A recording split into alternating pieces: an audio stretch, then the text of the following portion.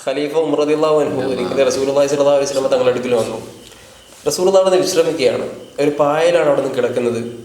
തലവെക്കാനായി ഒരു ചെറിയ തലയാണി, ഒരു തോലിൻ്റെ ഒരു തലയാണി, അത് തന്നെ പനയോല കുത്തി നിറച്ച ഒരവസ്ഥയിലാണുള്ളത്.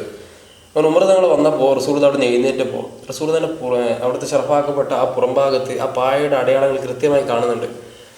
ഈ ഒരു ദയനീയ സാഹചര്യം കണ്ടപ്പോൾ ഉമർ അള്ളാഹുവിനെ ചോദിച്ചു, റസൂലെ, ഈ അവിശ്വാസികളായ റോമും ഫാരിസുകാർക്കൊക്കെ അള്ളാഹു ഒരുപാട് നിയമത്തുകൾ ചെയ്തിട്ടുണ്ടല്ലോ, നിങ്ങൾക്കും ഒന്ന് നമ്മുടെ ഉമ്മത്തിന് വേണ്ടി ഒരു നല്ലൊരു സൗകര്യപൂർവ്വമുള്ള ജീവിതത്തിന് വേണ്ടി നിങ്ങൾക്കൊന്ന് ദ്വാ ചെയ്തുകൂടെ എന്ന് ചോദിച്ചപ്പോൾ അവിടെ നിന്ന് വളരെ ആശ്ചര്യപൂർവ്വം ചോദിക്കുകയാണ്, ഉമർ നിങ്ങൾ തന്നെയാണോ ഈ ചോദിക്കുന്നത് എന്ന് അവിടെ നിന്ന് ആശ്ചര്യപൂർവ്വം ചോദിച്ചു.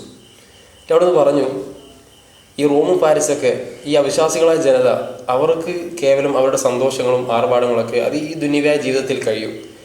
മറിച്ച് നമ്മളെ വിശ്വാസികളെ നമുക്ക് അങ്ങനെയല്ല, നമുക്ക് ആഖിറത്തിൽ ഒരു ജീവിതം നമുക്ക് വരാനുണ്ട്.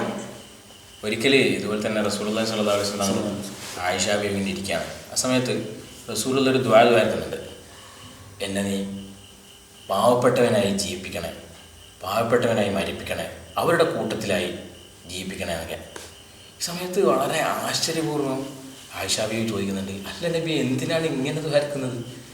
ആ സമയത്ത് റസൂലുള്ളാഹി പറയുന്നത്, ധനികരേക്കാൾ എത്രയോ മുമ്പേ ഈ പാവപ്പെട്ട ആളുകൾ സ്വർഗത്തിലേക്ക് കടക്കും. അതിനുശേഷം റസൂലുള്ളാഹി ചില ഉപദേശങ്ങൾ ആയിഷ ബീവി നൽകുന്നുണ്ട്. ആയിഷ ബീവിയോട് പറയാണ്, ആരെങ്കിലും ഒരു പാവപ്പെട്ട ആൾ നമ്മുടെ അടുക്കൽ എന്തെങ്കിലും ചോദിച്ചു വന്നാൽ ഒന്നുമില്ലെങ്കിലും ഒരു കാരക്കയുടെ ചീളെങ്കിലും നമ്മൾ കൊടുക്കണം, അവരങ്ങനെ ചേർത്ത് നിർത്തിയണം എന്നൊക്കെയാണ് റസൂലുള്ളാഹി ഉപദേശം നൽകുന്നത്.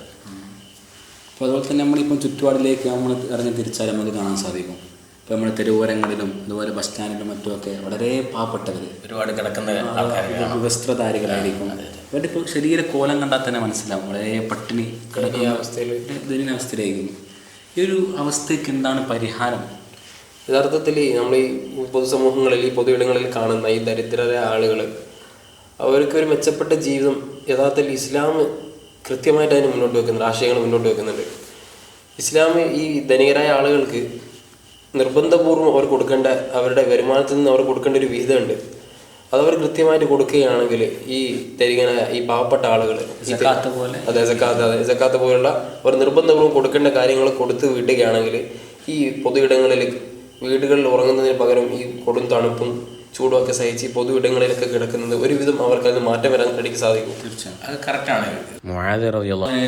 യമനിലേക്ക് ഈ അവിടുത്തെ സക്കാത്തൊക്കെ കൃത്യമായി കൊടുക്കാൻ വേണ്ടിയിട്ട് മേൽനോട്ടത്തിൽ പറഞ്ഞയക്കുന്നുണ്ട്. ആ സമയത്ത് അവിടെ പോയിട്ട് ധനികരിൽ നിന്ന് സമ്പത്ത് സ്വീകരിച്ച് പാവപ്പെട്ട എല്ലാവർക്കും വിധിച്ച് നൽകിയിട്ട് ശേഷം 1-2 വർഷം കഴിയുമ്പോഴേക്ക് അവിടെ സന്തുലിതാവസ്ഥ വന്നു എന്നുള്ളതാണ്. പിന്നെ സക്കാത്ത് അവകാശികളില്ലാത്തൊരവസ്ഥ അവിടെ വന്നു എന്നുള്ളതാണ്. കൃത്യമായ സക്കാത്തിന് വിനിയോഗിച്ചപ്പോൾ ഒരു തന്നെ അവിടെ നമുക്ക് കാണാൻ സാധിക്കാൻ കഴിഞ്ഞു. ഇപ്പം നമ്മൾ ഇന്ത്യൻ സാഹചര്യത്തിലേക്ക് വരുമ്പോൾ ഇന്ത്യയിൽ വളരെ വലിയ രീതിയിൽ പട്ടിണി പാവങ്ങളുണ്ടല്ലോ. ഇപ്പോൾ നമ്മുടെ രാജ്യം സാമ്പത്തിക ശക്തികളിൽ 5ാം സ്ഥാനത്താണ്. എന്നാൽ നമ്മുടെ രാജ്യത്തെ ഈ സമ്പത്തിൻ്റെ വലിയൊരു ഭൂരിഭാഗം എവിടെയാണെന്ന് പലരും ചോദിക്കുന്നുണ്ട്. അപ്പോൾ ദേശീയ വരുമാനത്തിൻ്റെ 58% കൈവശപ്പെടുത്തിയിരിക്കുന്നത് കേവലം വരുന്ന ഒരു 10% വരുന്ന പണക്കാർ, അംബാനി പോലെയുള്ള കമ്പനികളുടെ വലിയ മുതലാളിമാരാണ് ഇത് കൈപ്പെടുത്തി വെക്കുന്നത്.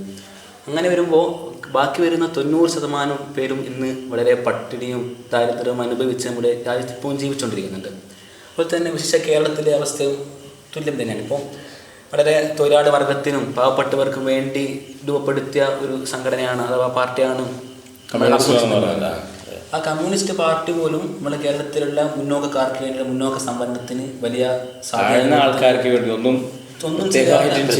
പിന്നോക്കക്കാർ വീണ്ടും പിന്നോക്കക്കാരാകുന്നതിനും മുന്നോക്കക്കാർ കൂടുതൽ മുന്നോക്കക്കാരാനുള്ള ഒരു സാധ്യത ഇവിടെ തുറന്നു. അതിനൊരു ഉദാഹരണമായിട്ട് പറയുകയാണെങ്കിൽ ഈ കേരളത്തിലൊക്കെ ഈ കുറച്ച് ക്യാഷുള്ള ആളുകൾ ഒരു സ്ഥലം വാങ്ങുന്ന വിഷയം പറയാം. നമ്മളൊരു സ്ഥലം വാങ്ങുമ്പോൾ ഒരു 1 ലക്ഷം മൂല്യമുള്ളൊരു സ്ഥലം, ഒരു സെൻറ്റിന് 1 ലക്ഷം മൂല്യമുള്ള സ്ഥലം, അവിടെ ഈ ധനികനായ ഒരു 10 ലക്ഷം കൊടുത്ത് സ്ഥലം വാങ്ങുന്നു, ആ 1 ലക്ഷം മൂല്യമുള്ള സ്ഥലം. ഇതുകൊണ്ട് എന്താ ഉണ്ടാകുന്നത്? ചുറ്റുഭാഗമുള്ള സ്ഥലങ്ങളെല്ലാം അവിടുത്തെ മൂല്യം കൂടുന്നു. അപ്പോൾ അവിടുത്തെ പാവങ്ങൾക്കെല്ലാം ഒന്നും ചെയ്യാൻ കഴിയുന്നില്ല. ഒരു പിന്നെയും താഴോട്ട് പോകുന്നു. ഈ ധനികരായകൾ ക്രമേണ ഉയർന്നു. ഇസ്ലാമിൽ റസൂലുള്ളാഹി സ്വല്ലല്ലാഹു അലൈഹി വസല്ലം തങ്ങൾ യഥാർത്ഥത്തിൽ അവിടെ നിന്ന് വളരെ പാവപ്പെട്ടവർക്കിടയിൽ ജീവിക്കാനാണ് ആഗ്രഹിച്ചതും അതുപോലെ തന്നെയാണ് ജീവിച്ചതും. എന്നാൽ ഒരിക്കലും ഇസ്ലാമിൽ സമ്പത്ത് ഉണ്ടാക്കുക, പൈസ ഉണ്ടാക്കുക, വലിയ പൈസക്കാരനാകുക എന്നുള്ളതിനെ ഒരിക്കലും എതിർക്കുന്നില്ല. ഇസ്ലാം യഥാർത്ഥത്തിൽ പ്രോത്സാഹിപ്പിക്കുന്നതും റസൂലുള്ളാഹി പ്രോത്സാഹിപ്പിച്ചതും യഥാർത്ഥത്തിൽ സമ്പത്ത് ഉണ്ടാക്കണം, കൃത്യമായ അത് ആളുകൾക്ക് എന്താക്കണം, കൊടുത്ത് വിട്ടാൻ കഴിയണം. കൃത്യം എവിടെ ചെലവഴിക്കണം, എങ്ങനെ ചെലവഴിക്കണം എന്നൊക്കെ നമുക്ക് എന്താകണം, ഒരു ധാരണ ഉണ്ടാകണം. ഈ സിദ്ദീഖ് തങ്ങളും അതുപോലെ ഖദീജ ബീവിയൊക്കെ ഇസ്ലാമിന്റെ പ്രാരംഭഘട്ടത്തിൽ അവരൊക്കെ വലിയ ധനികരായിരുന്നു. യഥാർത്ഥത്തിൽ അവരുടെ സമ്പത്തൊക്കെ കൃത്യമായി അവർ വിനിയോഗിച്ചത് കൊണ്ട് തന്നെ ഇസ്ലാമിന് വളരെ അധികം എന്തായിട്ടുണ്ട്, വളരെ സാധിച്ചിട്ടുണ്ട്. സിദ്ദീഖ് തങ്ങളെ പറയുന്ന കേൾക്കാം, അവിടുന്ന് ഈ അടിമകളെ തേടി അന്വേഷിച്ച് അവിടുന്ന് ഈ യജമാന്മാരെ ബന്ധപ്പെട്ട് അവരോട് എന്താക്കും, കൃത്യമായ കാശ് കൊടുത്ത് അവിടുന്ന് അടിമകളെ മോചിപ്പിക്കും. അവർ ഇസ്ലാമിലേക്ക് എന്താക്കും, ഇത്തരത്തിൽ ഇസ്ലാമിലേക്ക് ഇങ്ങനെ ആകർഷിപ്പിക്കും.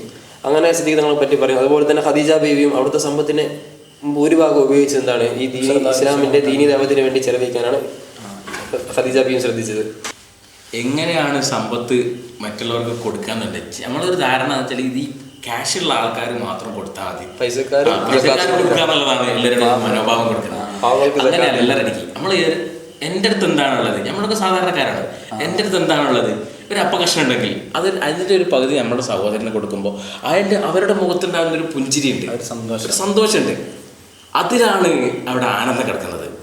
അങ്ങനെയാണ് ഒരു സമൂഹം ആ ഒരു കൊടുക്കുന്നതിലൂടെ എന്താവും, അദ്ദേഹം വലുതാകുന്നതിനനുസരിച്ച് ഒരു നല്ലൊരു സമൂഹം കെട്ടിപ്പിടിക്കാൻ സാധിക്കുന്നത്. തീർച്ചയായും. ഇപ്പോൾ ഒരു മനുഷ്യൻ സാമൂഹ്യ ജീവിയായി മാറുമ്പോഴാണ് നമുക്ക് നമ്മുടെ സമ്പത്തിനെ നല്ല രീതിയിൽ വിനിയോഗിക്കുമ്പോൾ മാത്രമാണ് നല്ലൊരു അന്തരീക്ഷം നമ്മുടെ രാജ്യത്തും മറ്റുമെല്ലാം നമുക്ക് പടുത്തുവരാൻ സാധിക്കുന്നത്.